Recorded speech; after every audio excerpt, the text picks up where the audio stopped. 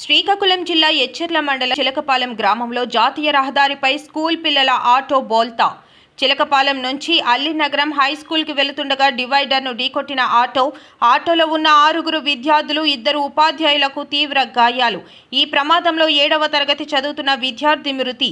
ఆసుపత్రికి తరలిస్తుండగా మార్గం మధ్యలో మృతి చెందిన బాలుడు వయస్సు 14. గుండులు పగిలేలా రోదిస్తున్న తల్లిదండ్రులు.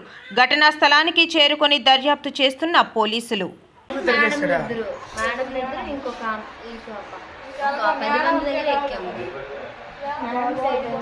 అరుణ మేడంకి సౌభాగ్యలక్ష్మి మేడం మీద అరుణ మేడం ఉండిపోయారు కానీ మేమందరం ఆ బాబు మీద పడిపోయి ఇప్పుడు చనిపోయిన వాళ్ళ బాబు ఆ బాబు పేరు ఏం పేరు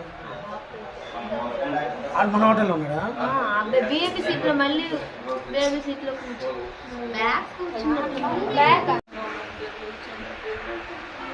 వాళ్ళదే ఊరు వచ్చే ఆ అబ్బాయిది ఇక్కడే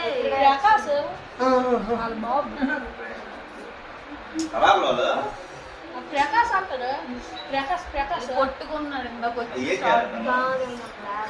ప్రకాశ్